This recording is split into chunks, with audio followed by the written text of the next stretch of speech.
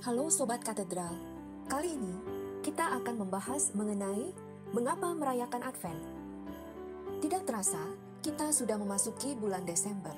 Artinya, sebentar lagi kita akan merayakan Natal. Menjelang Natal, biasanya kita umat Katolik merayakan Advent terlebih dahulu, sebagai persiapan menyambut kedatangan bayi Yesus. Apa itu Advent? Kata Advent sendiri berasal dari kata Latin, yaitu Adventus, yang berarti kedatangan. Kedatangan siapa? Kedatangan Yesus Kristus, Tuhan dan Juru Selamat. Loh, bukannya Yesus sudah datang? Benar, bahwa Yesus sudah datang ke dunia.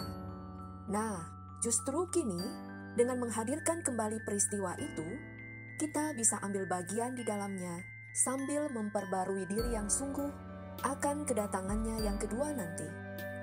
Maka, dalam iman Katolik, ada 3 unsur penting dalam masa Advent, yaitu penantian, pertobatan, dan pengharapan. Penantian.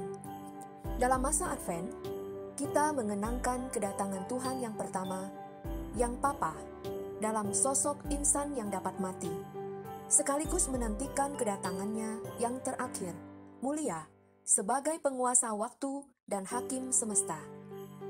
Pertobatan.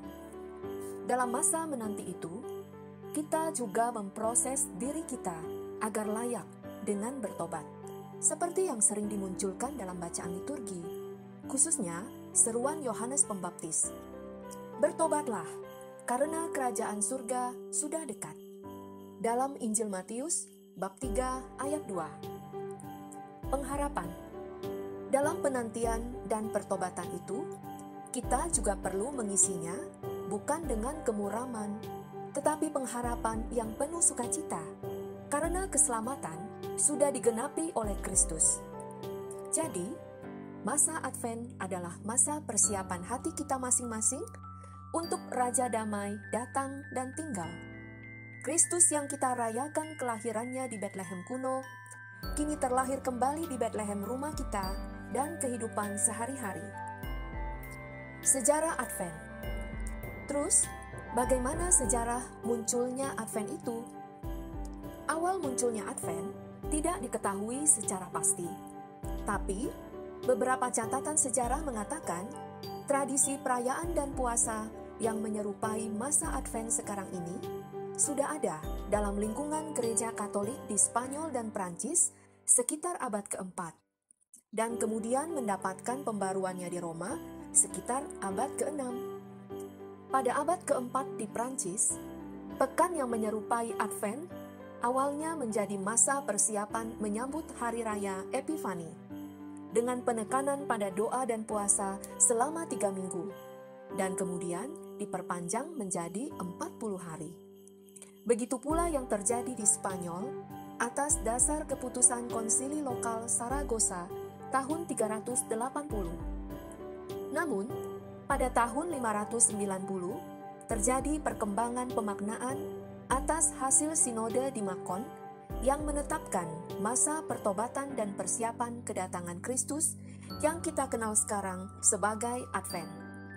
Gelasian Sacramentary menyebutkan adanya 5 minggu masa Advent.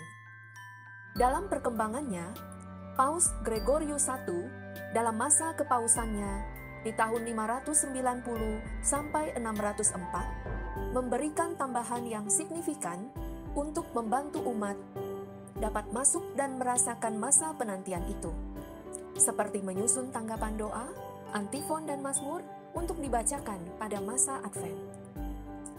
Berapa lama masa Advent?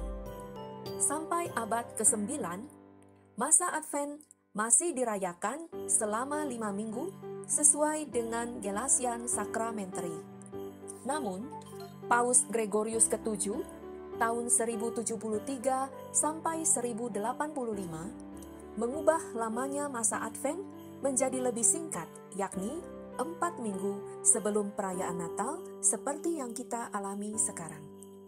Biasanya, masa ini dimulai pada hari Minggu terdekat dengan 30 November dan berakhir pada hari Minggu keempat sebelum 25 Desember.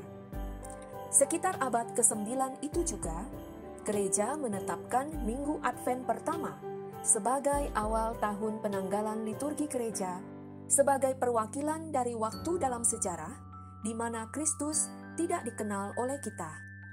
Kelahirannya menjadi awal iman kita kepada Kristus. Tahun liturgi diakhiri dengan pesta Kristus Raja, pemerintahannya atas semesta. Bagaimana merayakan Advent?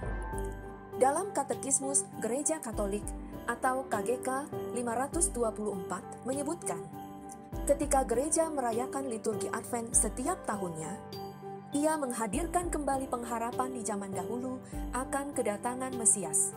Sebab, dengan mengambil bagian di dalam masa penantian yang panjang terhadap kedatangan pertama Sang Penyelamat, umat beriman memperbarui kerinduan yang sungguh akan kedatangannya yang kedua.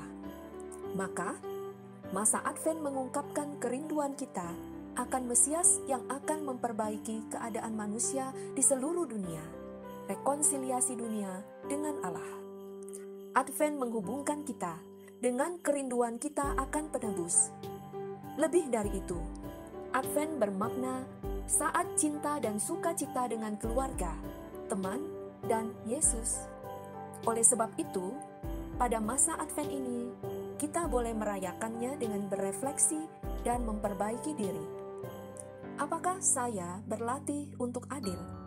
Apakah saya sudah belajar berbuat baik, belajar mengampuni? Apakah saya senantiasa bersukacita? Apakah saya meluangkan waktu di tengah kesibukan untuk keluarga dan sesama? Dan tentu saja, kita juga boleh kok memikirkan kado untuk Natal. Tapi, kadonya bukan untuk kita loh, melainkan untuk bayi Yesus yang kita rayakan kelahirannya di tanggal 25 Desember. Kira-kira kalian mau kasih kado apa ya?